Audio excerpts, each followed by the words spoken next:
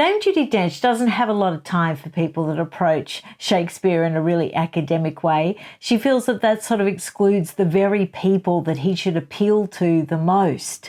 I mean, when it all comes down to it, Shakespeare was a popular playwright. His audience was bawdy and opinionated and loud and raucous, and they oohed and they ahed. There was nothing refined and elegant about a Shakespeare drama audience. And that's the thing she wants to bring to people. When she talks about Shakespeare, she's saying you can find everything in his work that you can relate to. Now, I have had such joy reading her latest book, Shakespeare, The Man Who Paid the Rent. And she actually wrote this with Brendan O'Hay, and he performed with her in A Little Night Music in the 90s, and they became friends. Now, this was never intended to be a book.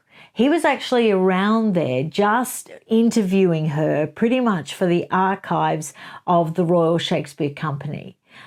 He wanted to get her down on record because, you know, she was such a large part of that company.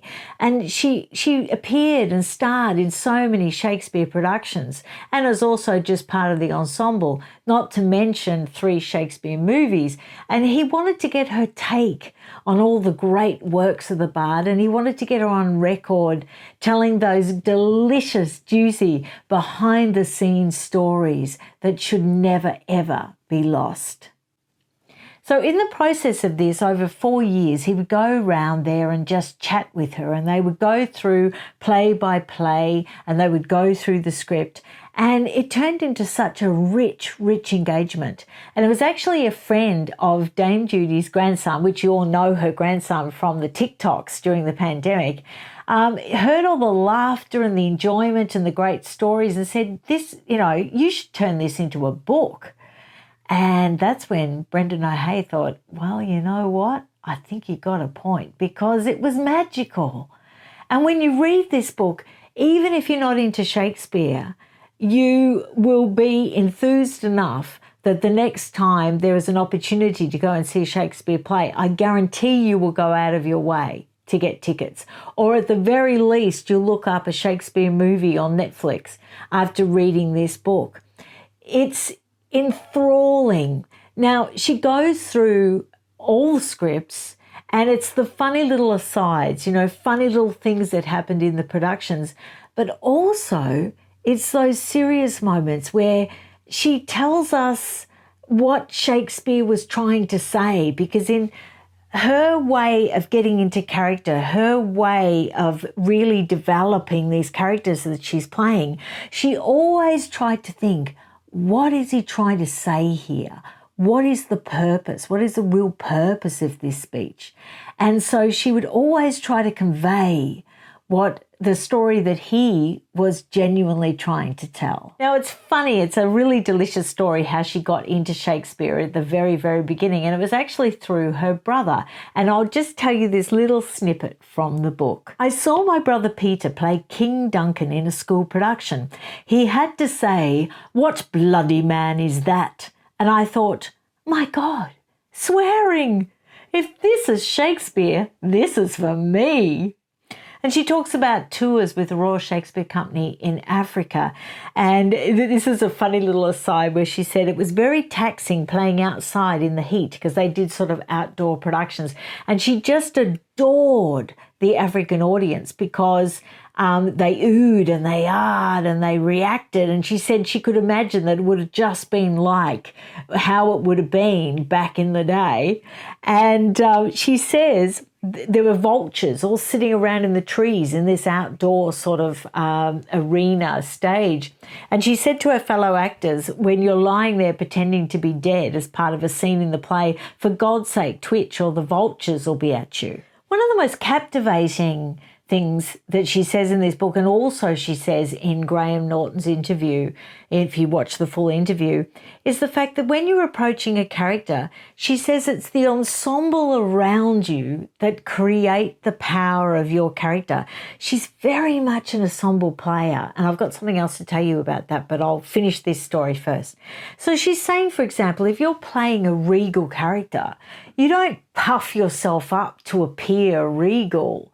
it's other people's reaction to you. It's the other player's reaction to you that make the audience believe that you are regal. It's, for example, she said, if I was playing a regal character, I wouldn't let the ensemble players get too close to me, because a real queen or king or any regal character wouldn't let an underling get within 3 feet. So it's keeping that distance.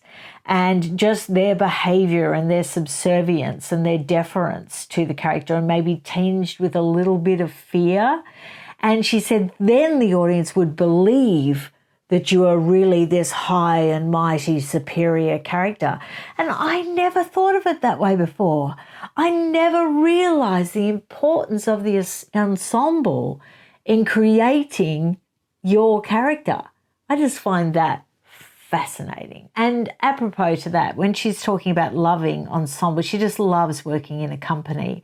And when she got to be more of a star, of course, she would be given her own dressing room because, you know, she's Dame Judi Dench and she's done so much. But she would invite fellow actors to come into her dressing room to put their makeup on, because she couldn't stand being alone. And she loved that camaraderie, that time before the show when you putting on your makeup and you're sort of soothing your nerves by doing silly jokes and horseplay and throwing undies around. And I was in a little show once, and whenever we were putting on makeup, there was a partition. We didn't actually have a divided dressing room with the guys. I was with another girl in ours and the guys were in another one. And every so often, some of the guys' undies would fly over the partition and land on our head. And, you know, it seems stupid, but it used to create great hilarity before of the show. And that was just a way of getting rid of nerves, so that when you went on, you know, you'd got rid of a bit of that sort of nervous tension. The other great thing she says is not advertising when you've got a big speech coming up, particularly with Shakespeare, because everybody knows the really big monologues, don't they? And she would try not to herald big speech coming up. And she would say that would be fatal because the audience would switch off in advance. And she says, and this is a direct quote, "The thing to do is to catch them out. And you do that by telling the story and playing the argument, discovering each thought line by line as if it is just occurring to you in the moment." And she said another really powerful thing. She said if you're arguing and it's a high tension sort of dialogue or conversation, she said it's really great all of a sudden in the middle of it to go more quiet, because she said, you know, in real arguments, people don't tend to build up to a crescendo in a consistent way. They will rage and then lull and then rage higher and then simmered off a little bit, and then, you know, and so she puts those highs and lows in it, because then you've always got somewhere to go. I guess if you keep building and building and building, I mean, eventually you're just going to blow a foofer valve, aren't you? And, you know, could get dangerous. So it's just really interesting reading her technique and how she approaches things. So she talks about being childlike and always having a childlike approach to life. And she says that her friend Billy Connolly says, never trust a man who is alone in a room with a tea cosy and doesn't put it on his head. And I think that just sums it up. And then on Graham Norton too, you would have seen all the photos of her using filler from packages that she's received and making them into exotic sort of hats and things. And it's that sense of play, never losing that sense of play. And she talks about it like this. It's being childlike, maintaining your sense of wonder. I do love playing games, tricks and dares and jokes and hiding. Hiding is the best, I can't resist it.